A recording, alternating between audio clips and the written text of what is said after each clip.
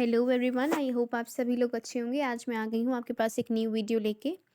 अभी आप लोग के रिसेंटली जो है वो बीएलएड के एग्ज़ाम्स जो हैं वो ख़त्म हुए हैं। तो आई होप आपके सारे एग्ज़ाम जो हैं सभी लोगों के बहुत ही अच्छे से गए होंगे। आप मुझे कमेंट सेक्शन में कमेंट करके ज़रूर बताइएगा कि आपके एग्ज़ाम कैसे गए।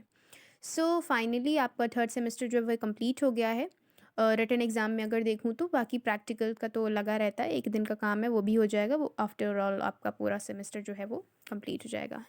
अब अगर हम फोर्थ सेम की बात करें तो फोर्थ सेम के सिलेबस में हमारा वही सारे सब्जेक्ट रहेंगे जैसे कि आपने जो थर्ड सेमेस्टर में ऑप्ट किए थे। सेम वही सब्जेक्ट रहेंगे, बस एक सब्जेक्ट जो है वो हमारा डिफरेंट हो जाएगा, जिसमें कि सबसे पहला जो हमारा पेपर 10 है वो इनोवेशन इन एजुकेशन। ये जो सब्जेक्ट है ये सभी बच्चों के लिए कंपलसरी है। इसमें कोई भी चॉइस नहीं है। और बाकी के जो सब्जेक्ट हैं, आपके 3 पेपर होते हैं। सो एक सब्जेक्ट आपका जो है वो कंपल्सरी रहेगा, 2 सब्जेक्ट जो होंगे वो ऑप्शनल होंगे, जो कि आपने थर्ड सेमेस्टर में जो भी सब्जेक्ट ले रखे हैं वही सब्जेक्ट आपके कंटिन्यू होंगे फोर्थ सेमेस्टर में। बहुत से स्टूडेंट की कन्फ्यूजन रहती है कि क्या मैं फोर्थ सेमेस्टर में चेंज कर सकता हूँ या कर सकती हूँ अपने सब्जेक्ट्स को। बट ऐसा नहीं है, आपने जो थर्ड सेमेस्टर में सब्जेक्ट्स को ऑप्ट किया था वही आपको फोर्थ सेमेस्टर में कंटिन्यू करना पड़ेगा।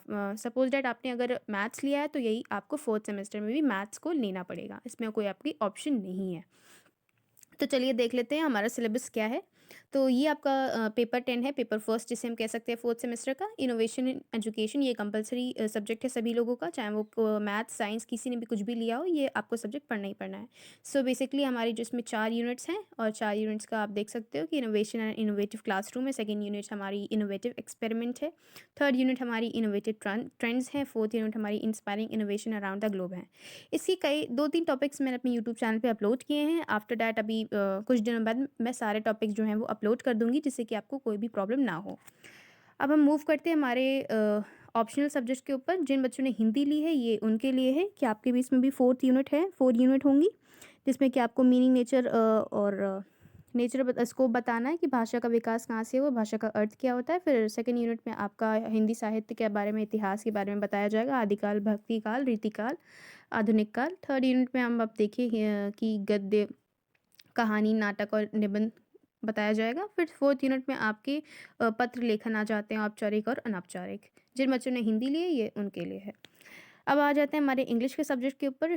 थर्ड सेमेस्टर में जिनमें इंग्लिश ली थी वही आपका कंटिन्यू होगा फोर्थ सेमेस्टर में, तो ये आपका फोर्थ यूनिट इसमें दी रखी है। यहाँ पे थोड़ा आपको सिलेबस थोड़ा सा कह सकते हैं टिपिकल लगेगा, बट डोंट वरी, मैं इसके सारे जो नोट्स हैं वो अपने यूट्यूब चैनल पे अपलोड करूँगी।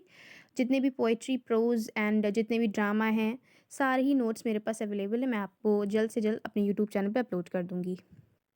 यहाँ पे आप फर्स्ट यूनिट में देख सकते हो कि लैंग्वेज कहाँ से, लिटरेचर कहाँ से आई है, कैसे क्या इसकी जो एजेस रहे हैं वहाँ पे आपको डिस्कस करना पड़ेगा। सेकेंड यूनिट में आपको प्रोज़ के बारे में बताया जाएगा कि क्या होते हैं एंड ऑल। एंड फिर उसके बाद में थर्ड यूनिट में पोइट्री एंड ड्रामा, जो कि बहुत सारे राइटर्स के अलग अलग डिफरेंट राइटर्स ने जो दिए हैं वो। और फोर्थ यूनिट में हमारा फिक्शन और शॉर्ट फिक्शन आ जाएगा। So don't worry, I will upload all the topics. अब हम बात कर लेते हैं संस्कृत। आई होप ये तो किसी ने नहीं लिया होगा, सो स्किप कर देते हैं इसको। अब हम बात कर लेते हैं मैथ्स के। जिन बच्चों ने मैथ्स ली हुई, यहाँ पे अगेन आपकी फोर्थ यूनिट आ जाती है। यहाँ पे आपको मैट्रिसेस के बारे में बताया जाएगा, सेम थोड़ा सा एक्सटेंड होके आ जाता है। फिर सिंगल डिफरेंशियल इक्वेशन के बारे में आपको बताया जाएगा। थर्ड यूनिट में आपको टिग्नोमेट्रिक रेशियोज, इनकी आइडेंटिटीज़ के बारे में बताया जाएगा। फोर्थ यूनिट में आपको इक्वेशन ऑफ मीन्स। जिन बच्चों ने मैथ्स लिया उनसे मैं रिक्वेस्ट करूँगी कि आप अपना जो क्वेश्चन पेपर है वो कैसे आया था, थ्योरी में आया था या उसका प्रॉब्लम्स में आया था, आप मुझे कमेंट सेक्शन में कमेंट करके ज़रूर से बताइए, क्योंकि मैं उस हिसाब से आपके लिए नोट्स अवेलेबल करवा पाऊँगी। अदरवाइज़ थोड़ा सा मेरे को कन्फ्यूजन रहेगा कि शायद थ्योरी में ही आया होगा, तो मैं थ्योरी के हिसाब से ही नोट्स को करूँगी। सो आपसे स्पेशल रिक्वेस्ट है, जिन बच्चों ने मैथ्स ली थी, जिनका थर्ड सेमेस्टर में अभी इन्होंने एग्ज़ाम्स दिया है, वो प्लीज़ मुझे कमेंट सेक्शन में कमेंट करके बताइए कि आपके क्वेश्चंस कैसे आए थे, और 2-3 क्वेश्चंस अगर आप राइट कर सको तो बिल्कुल कर दीजिएगा। उसके बाद में जिन बच्चों ने बॉटनी ली थी, बॉटनी में भी सबसे कम सिलेबस हमारा देखा जाता है तो बॉटनी में है। बाकी जो सब्जेक्ट जो हैं हमारे उनमें थोड़ा सा है। बाकी बॉटनी हमारा बहुत ही ईजी सब्जेक्ट में से देखा जाएगा फोर्थ सेमेस्टर में। बहुत ही कम टॉपिक्स हैं, यूनिट 1, 2, 3 और फोर्थ। उसके बाद में हम आ जाते हैं ज़ूलॉजी में। ज़ूलॉजी में भी देखा जाए कंटेंट कम ही है।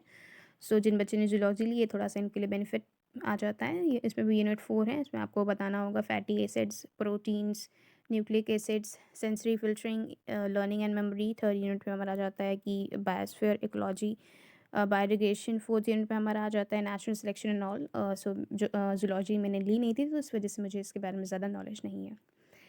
हिस्ट्री की बात अगर हम कर लेते हैं, तो हिस्ट्री में भी आपका कंटेंट देखा जा सकता है। फोर्थ यूनिट जो है हमारी, यहाँ पे use of archives and Muslim museum in history, national movement 1857, Gandhian and satyagraha. So basically आपको इसमें कंटेंट बहुत ही अच्छी तरीके से अवेलेबल हो जाएगा। सो हिस्ट्री का सिलेबस हमारा ओवरऑल सही है। उसके बाद में हम आ जाते हैं ज्योग्राफ़ी के सिलेबस में, जिन बच्चों ने ज्योग्राफ़ी ले रखी है। सो यहाँ पे आपको फोर्थ यूनिट दी प्रोवाइडेड है। सबसे पहले यूनिट में आपको पॉपुलेशन के बारे में बताना है कि population growth and distribution composition क्या है। सेकेंड यूनिट में आपको natural hazards, cyclone, tsunami, earthquake, इन सब के बारे में बताना है। थर्ड यूनिट में आपको ऑक्यूपेशन के बारे में बताना है, प्राइमरी सेकेंडरी, जो कि आप बचपन से पढ़ते आ रहे हो। फोर्थ यूनिट में अगर हम बात करें तो मॉडर्न कॉन्सेप्ट और क्या क्या करियर अपॉर्चुनिटीज़ हैं जोग्राफर्स के लिए। सो बेसिकली ज्योग्राफी का जो सिलेबस है वो भी देखा जाए तो सही है। बहुत ही जनरल टॉपिक्स हैं जो कि आप बचपन से पढ़ते आ रहे हो, बस थोड़ा सा आपको नोट्स में ढूंढना पड़ेगा और अच्छे से बनाना पड़ेगा, जिससे वजह से आपको 16 मार्क्स में आपके आंसर कवर हो पाएँ। फिर हम बात कर लेते हैं पॉलिटिकल साइंस की। पॉलिटिकल साइंस जिन स्टूडेंट्स ने ली थी ये है उनके लिए, इसमें फोर्थ यूनिट है हमारी। और इसमें भी सिलेबस उतना ज़्यादा नहीं है, बट हाँ ठीक है जिन बच्चों ने ली है। तो इसमें आपको जेंडर इक्वालिटी के बारे में बताया जाएगा, सोशल मूवमेंट ओल्ड और न्यू। एंड सेकेंड यूनिट में हमारा देखा जाए तो globalisation and post globalisation theories. Third unit में हमारा environment ecology. And fourth unit में हमारा थ्योरीज ऑफ फेमिनिज्म, फेमिनिस्ट के बारे में आपको यहाँ पे बताना होगा। सो ये रहा आपका फोर्थ सेमेस्टर का सिलेबस, और बस यही है हमारा। और इसके बावजूद आपका जो ये तो थ्योरी हो गया, उसके बाद में आपका जो फाइल्स हैं फोर्थ सेमेस्टर की, वो भी मैंने अपने यूट्यूब चैनल पे अपलोड कर दी हैं। मैं लिंक अपने डिस्क्रिप्शन बॉक्स में आपको दे दूँगी, प्रोवाइड करवा दूँगी। जितनी भी आपकी फ़ाइल्स हैं, आई थिंक इसमें ऑब्जर्वेशन वाली फ़ाइल है और कंप्यूटर चार्ट्स वगैरह हैं। सो मेरा इसमें यूट्यूब चैनल पे मैंने ऑलरेडी अपलोड करके रखा है। सो लिंक मैंने दे दूँगी, आप प्लेलिस्ट में जाके देख लीजिएगा। सारी फ़ाइल्स मैंने अपलोड करके रखी हुई हैं। बाकी आपके जो 3 पेपर के जो नोट्स हैं वो जल्द से जल्द मैं अपलोड करने की पूरी कोशिश करूँगी।